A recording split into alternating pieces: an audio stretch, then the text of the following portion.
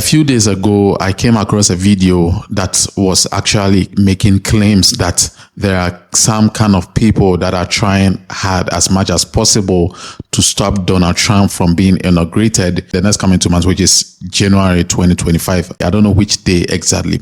Now, I know you've heard rumors like that is actually going on, that people, I don't know which kind of people they are, but there are people in dark places planning to stop Donald Trump in whichever way to be officially declared as the 47th president. If this is your first time hearing about this, then I'm sorry, because it is actually circulating. It could be rumors, it could be facts, which we actually do not know. But a few days ago, a brother from the United States who is an evangelist sent in a vision he had from the Lord concerning what is actually going to happen on the day of the inauguration. It's quite really sad, but then you do not have to fear or panic. Okay, this is what I always say. When you hear messages like this, do not be worried or do not get scared. Okay, as Christians, we rather have to encourage ourselves when we receive certain messages like this. Just like in the Bible, when Esther received the message from Mordecai, even though she was troubled, but then she didn't even let her maids get to know. All she said was that they were going to go into 3 days fasting, and she believed and know that after the 3 days fasting, the Lord is going to answer their prayers. So that is what I expect everyone to do. If messages like this, troubling messages or visions like this come our way, we rather have to get into fasting. Declare some days for yourself. If it is 3 days, 7 days, any number of days that you can fast, so that you can rebuke the plans, the evil plans of the devil against Donald Trump. And that's what I expect you to do. I'm going to share this very important vision with you. It is very sensitive and very important that you listen to the details of it. And I want you to test the spirit and then seek discernment from the Lord concerning this brother's message. As we are nearing the day of inauguration, whatever plans that the devil is putting in place, the Lord has revealed to this brother. And I do not want you to miss any part of it. If you are new to this channel, I would like to welcome you and say a very big thank you. On this channel, we share visions, dreams, messages that the Lord is giving out to our dear brothers during this end time. And it is important to let others know so that we'll be able to receive the right instructions from the Lord. If you have any message from the Lord, whether it's a vision, dream, testimony, or prophetic word from the Lord that you would want to share with us, just feel free to pick up my email address in the description section of the video. Record an audio or a video of yourself narrating your message and then send it in. Once I receive permission from the Lord, I'm going to put your message on the channel. Now, this coming Saturday, which happens to be the 16th of November, our evangelism team in South Africa is visiting one of the hotspot places in South Africa where they are full of people that are actually lost and haven't received salvation, and most of them do not even know Jesus Christ.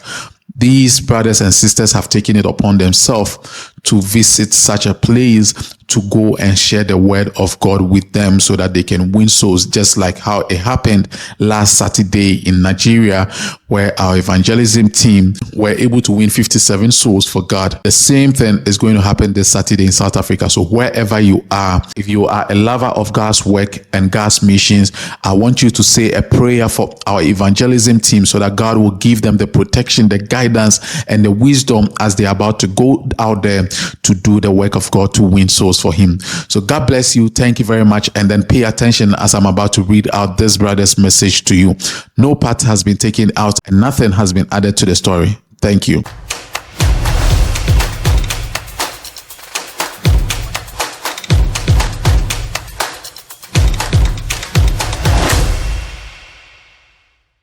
Dear Joseph, can you treat this as urgent? I have sent this to other platforms that can be of help in spreading this message so Christians can pray against it.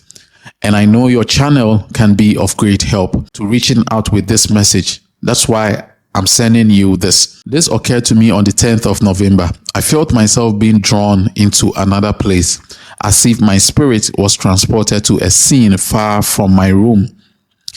But suddenly, I was standing in a crowd, a large gathering of people. The kind of people I saw looked tensed and restless, as though something unexpected had happened.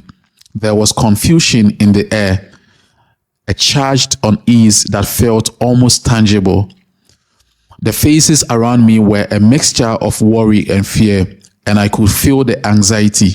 People were looking around, whispering, some even pushing their way through the crowd as if they were searching for a way out. I could sense that something had occurred, something that left everyone unsettled, yet I couldn't immediately see what it was. As I stood among the crowd, the purpose of this gathering began to come into focus. I could see the familiar banners and the colors, and it was a moment of celebration. I saw the inauguration. I realized this was the inauguration of Donald Trump as president. The crowd had gathered to witness the historic moment, a time of celebration and anticipation.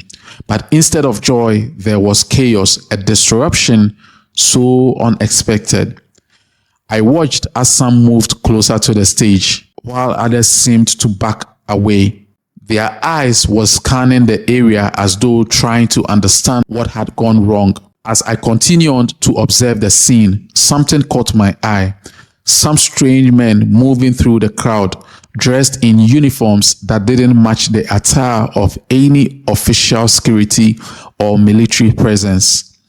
Their clothing was a ragged, rebel-like appearance. I counted at least 5 of them scattered among the crowd, but no one noticed their presence. They didn't have the look of supporters or attendees. Instead, their presence seemed to be a source of tension, a disturbance within the crowd, even though no one still continued to notice their presence.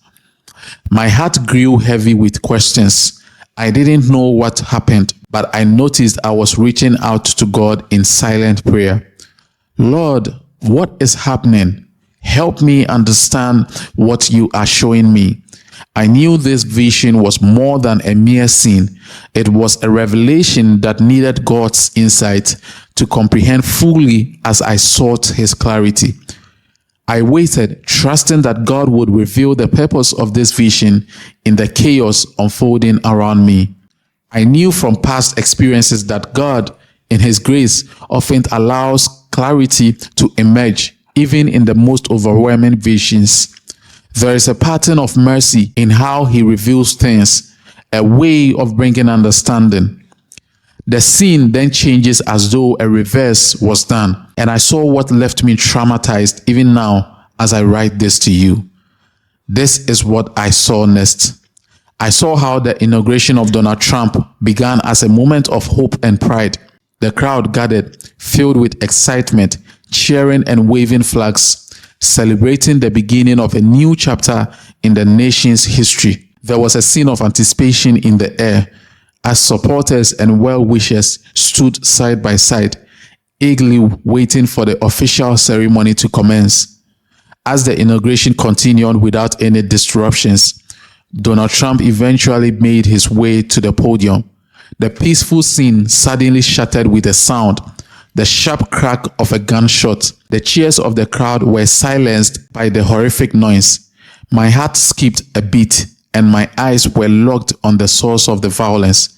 In the blink of an eye, I saw Donald Trump, who had been walking confidently toward the podium just moments before, stagger as the bullet struck him, and in that instant, he collapsed to the ground. The world around me seemed to slow as I watched him fall, his head wounded and blood splattering across the front of his clothing. The entire crowd froze, then erupted into chaos as people screamed and scrambled to find safety. The security attempted to shield him from further harm, but the damage had already been done. The scene that had started with such anticipation and celebration now turned into a nightmare as the president-elect lay on the ground, surrounded by confusion and fear. In the moment that followed, the scene changed again, and I found myself staring at the aftermath of the unthinkable. The images before me were obituary notices of Donald Trump plastered across newspapers, billboards, and screens throughout the nation. The heading of the obituary was "President Donald Trump Assassinated." It was an image of national grief, a nation in shock across every corner of America. The atmosphere was heavy with grief. The joyous occasion that was meant to mark the beginning of a new chapter had been overshadowed by tragedy. The nation mourned the loss of a leader, a man whose vision had inspired so many, and now his life was cut short in an act of violence that no one could have predicted. It was at this moment that I woke up from this dream. I actually woke up with a heart racing, drenched in sweat. The vividness of the vision still clung to me as if I had never left the scene. For a moment, I lay there in the stillness of my room, trying to piece together what had just happened. But the reality of it was too much to bear, to share, to warn others, to pray. I knelt by my bedside as I prayed for clarity, for understanding, and for the safety of the one I had seen in my vision. My heart longed to see God's intervention, to see his mercy poured out on Donald Trump and the nation. It is clear to me that there are forces at work, forces of darkness and distraction, working against Donald Trump, and I am compelled to ask all who hear this to join in prayer for his safety. It is no coincidence that the enemy would seek to disrupt this man's life at such a critical time. He has been chosen for a purpose, and it is evident that there are powers aligned against him and his destiny. As followers of Christ, we must stand against the plans of the enemy. We must be vigilant and proactive in prayer, interceding for God's protection and intervention. It is time to pray fervently, to bind the works of the enemy, and to speak God's will over Donald Trump's life. He is a leader, and whether you agree with his politics or not, he plays a role in God's greater plan. As Christians, our duty is to pray for all those in authority, that God's will be done on earth as it is in heaven. Let us rise together in prayer, asking for God's divine protection over him. Let us rebuke any attempt on his life, for we know that God has the final say. The enemy may plan, but God's purpose will always prevail. Stand firm in the faith, and let our prayers be a shield of protection over Donald Trump, standing against any plans of destruction that may seek to harm him. Thank you. So thank you very much for listening to this brother's message. I hope you took your time to listen to each and every message that he brought out. Now, just like I said initially, this shouldn't put any fear in us. This is actually not a fear-mongering message, but rather it is something that God wants us to know so that we'll be able to stand in for Donald Trump. So this is a call to action for all Christians out there in the United States. We must stand on our feet to defend Donald Trump on the day of inauguration. When visions like this come, maybe in the vision, it was shown that it will occur during the day of inauguration, but probably it might even happen before the day of inauguration or even after the inauguration. So the dates might not be, specific in visions, but however, whether it's going to occur before or after, all we need to do is to pray and then rebuke this evil plan. Because once we Christians are able to stand and pray, God is going to listen to our prayers and then answer our prayers by casting away all the demonic and evil attacks that had been leveled against Donald Trump.